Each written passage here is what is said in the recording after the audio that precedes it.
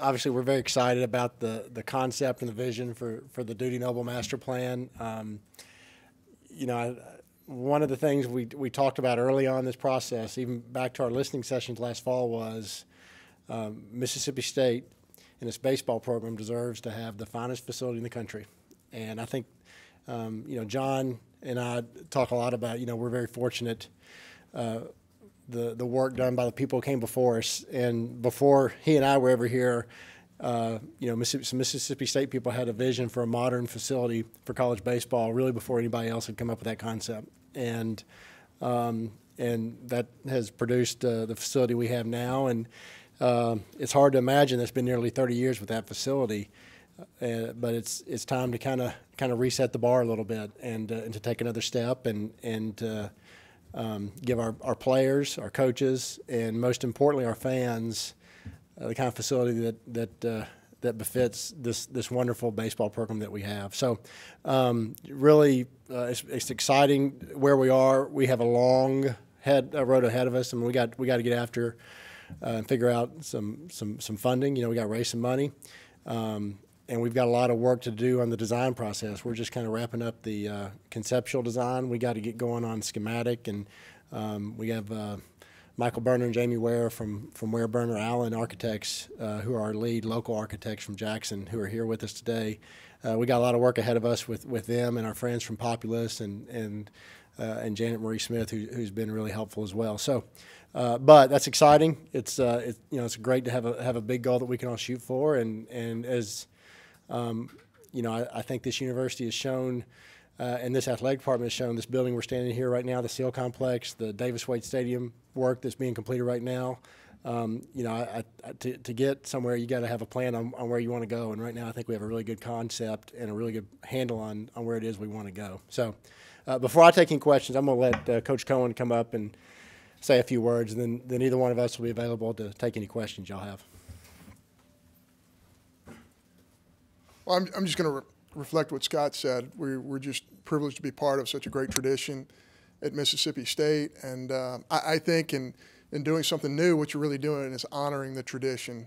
As Scott mentioned, in 1986, Mississippi State set the bar with our new facility here, and now it's almost 30 years later, as he mentioned, and I think we all feel like it's time.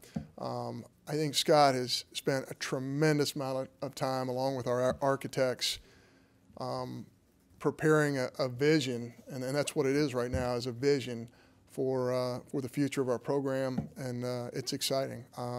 Gosh, in the last 30 minutes, I've talked to recruits, I've talked to staff, I've talked to fans all over the country, I've talked to guys that I've played with. There's a great deal of excitement, but like Scott said, we have a long way to go, and we know we're going to get there, but we have a lot of work in front of us, and that's a fun part of it too, because the fundraising process allows you to reconnect and with a lot of folks who have a lot of stake in our program. And I say this a lot, and I don't say it in a small way. Mississippi State is a family, and Mississippi State baseball is a family. And and these are the moments when the family comes together and does something special. And I feel like this is something really special. So I'll hand it back to Scott, and thank you for being here. Hang around up here. We may, John or me, either one, answering questions you guys might have. Scott, I know you're not going to set a timeline or anything. Is there an ideal that you would like to have at this point? I'm not going to box us in on a time frame. I want it to be done by next year, but that's not feasible. But we want to be as aggressive as we can on the fundraising side. And I know our Bulldog Club team is who's done a tremendous job the last few years of helping us secure gifts to make some things a reality. They're going to be focused, and they're going to get after it. I know this guy right here is going to be a tremendous asset. John's going to, he can sell this program is better than anybody because he played here. He's led the thing the last few years, and he's got a great passion for it. And then because of the great job our design team did, I really think the plan sells itself, and so that's the focus. How do we to get out there and get the commitments we need from a financial standpoint, but also we got to start putting some more specifics into this plan and start getting it further along, so that when we do get to the point where, hey, we've raised the money we need to raise, we have a funding model that works, we're ready to go at that point and get after it. Obviously, with it being in the same spot, there's going to be some thoughts of it's going to be good in time for the next season. In the preliminary talks of it, have you come across any problems there, any worries about? You know, I'm not really worried about that, and it's a natural question, and it's the few people who I had a chance to show this to during the design process. That was one of the first questions, and right now it's an unknowable. You know, until we get further down the road and we have a chance to sit down with the baseball staff, the construction team, the design team, and figure out the best way to attack it, whether it's to do it in phases between off seasons. Or play through construction, whatever it is we need to do, we'll figure that out. That's a short-term issue, and we've got a long-term vision for what we want this to be. Scott, when you look at the new spaces in the left field lounge, what was kind of thought about those processes when you decided to go that route? First thought was we better not mess this up, and you know, that's something that is really synonymous with Mississippi State and our baseball program, is the left field lounge. And I said all along, we're always going to have a left field lounge. The key is, how do we make sure that it's safe and it's as accessible to as many fans as possible, and we take the steps we need to take to make sure it's there forever. You know, what we talked about is, how do we take all the uniqueness and all the things that make the left field lounge so special, and make it permanent without losing that uniqueness. And so one of the things we're staying away from, we don't want cookie cutter. We don't want a bunch of concrete pads out there. We want each and every one of those 86 spots to be its own place, to be unique, to let whoever is paying for that spot to have some ownership from a standpoint of how it's designed, how it's customized, where they put their grill. Do they want they want chairback seats fixed on it, or they want just open platforms they can bring their own seats in? Do they want to hang lights, or they want to fly a flag? I mean, we want all that stuff. Is what makes the current left field lounge really cool. What we want to do is we want to modernize it, but retain all those special things. So all of that was in the thought process, and the deeper we got into it, and I remember the first time Mike and Jamie and the guys showed us the idea of what they were thinking, it just kind of clicked, like, this would work. You know, I think this would keep what makes it special. It would alleviate any concerns about safety. The other piece of it is I think it makes it accessible to even more people. You know, right now, that area out there is not handicap accessible. The new facility is going to be handicap accessible all the way through the outfield. You're going to be able to take a 360-degree walk around that ballpark and have a view of the field the entire time, be able to keep up with the action, even when you're walking through the left field lounge. That's something we don't currently have. And I think baseball is such a sport where, you know, you go to a basketball or football game, you're going to get locked in your seat for 2 or 3 hours, and you're going to be in tune with the game. Baseball, people like to get up and wander around. They like to take the game in from different vantage points. You guys don't get to, but the fans, I think, really enjoy that. I had the opportunity to go to several major league games this year, and you see people doing that all over the place, and the current facility really doesn't lend itself to that. You can walk around, but you really lose connection to the game when you're doing that at our current facility. And I think one of the things that most excites me about the new facility is you retain that connection to the game, and doing it as you're going through the left field lounge in the middle of you know, all the smoke and the barbecues and all the cooking out that's going on out there, and the unique look of that space is going to take it to another level of specialness. John, I don't know if you have anything you want to add to that. Go ahead. Oh, no, if you want to continue with the left field lounge, I was going to ask a different question. Go ahead. The suites in the left field. Right. Will those, because actually someone already asked me on Twitter, will those be, like, did you live there year round? That's the intent, yeah. Okay. Now, those are going to, the university athletic department will maintain ownership, so it'll be a lease. It'll be very similar to what we have for Skybox at Davis Wade, you know, where we there's a Bulldog Club gift associated with that. Very similar concept, just we'll have a little bit more usage out of it. Instead of using it 7 days a year, you'll be able to use it 365 days a year whether you live there all the time or whether you use it whenever you come up for the weekend and want to have a place to stay, and you wake up in the morning, you go out on your back patio and you're overlooking Dudy Noble Field. It's a pretty cool concept. Guaranteed audience for practice. What else?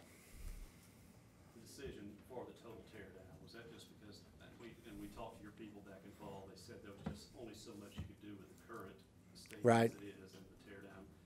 Was that the toughest decision to make? To me, the initial entry into this, even though we wanted to be open, we want to look at all avenues. In the back of my mind, I thought we'll just end up renovating what we have. But as you said, the deeper we got into it, the more you looked at what our desires were versus what we had to deal with in the current facility as far as some challenges, it became more apparent if we're looking at this as a long-term deal that building a new grandstand made the most sense. If this is a 5-year deal and that's all we're worried about, renovating what we have probably makes the most sense. But, if we're going to be here for the next few decades playing baseball on that site, this makes the most sense. The release isn't specific on capacity, but, just any ideas on how many seats you could be adding? I think we'll be able to continue to have record-breaking crowds. And I mentioned left field lounge being synonymous with Mississippi State baseball. Record-breaking crowds is the other thing that you think of when you think of our baseball program, and we're going to continue to be able to do that. Candidly, there wasn't a certain number that we were trying to hit. One of the things, even now when we have 15,000 people show up at a ball game, there's not 15,000 seats. A lot of those people are just, there's a lot of standing room, and currently there's a lot of standing room without a decent view of the field. What I think we're going to be able to continue to do is have those big crowds, those huge numbers. I think we're going to have more standing room views of the field that are comfortable for people. I mentioned the walkway all the way around the field behind the concourse, underneath the under overhang there. We're going to have a drink rail going all the way around 360 degrees for people to stand and take in the game, as I mentioned, from those different vantage points. I think that, combined with the berm space, combined with I actually think the lounge is going to be a more efficient use of space, the way it's being designed. I think all those things are going to allow us to keep having big crowds, but I think it's going to be crowds that have more access to stay engaged with the ball game while they're there. What about the grandstand? Is that going to be the same amount of? I think we'll probably end up with more chairback seats. We have a little over 4,000 chairback seats now. I think we'll end up with more chairback seats. We lose bleacher seats, replace that with berm and standing room. We'll have more premium seats. Right now we have 18 skyboxes. The plan currently calls for about 50. Depending on demand we get, we could change that during the design process.